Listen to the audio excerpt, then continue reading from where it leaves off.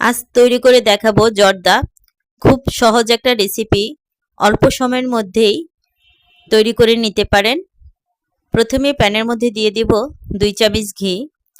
ঘিটা গরম হয়ে এলে এর মধ্যে দিয়ে দিব কেটে রাখা কাজু বাদাম, কিশমিশ, পেস্তা বাদাম, টুটি ফুটি। কিছুক্ষণ ভেজে নেব। যখন ব্রাউন কালারটা চলে আসবে তখন আমি চুলা থেকে নামিয়ে নেব।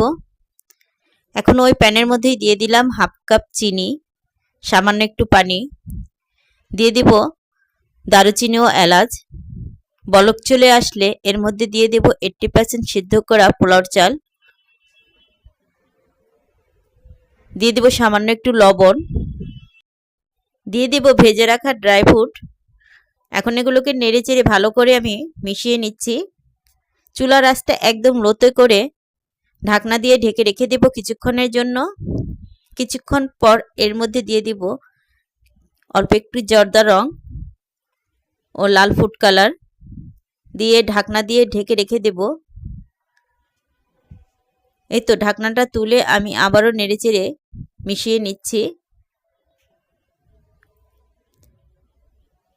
খুব সহজেই এই জর্দাগুলো রান্না করে নিতে পারেন।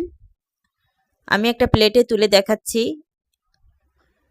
কাজু বাদাম ও কিশমিশে ভরপুর, খেতে তো খুবই টেস্টি হয়েছিল। সবাইকে অনেক ধন্যবাদ। আল্লাহ হাফেজ। আসসালামু আলাইকুম।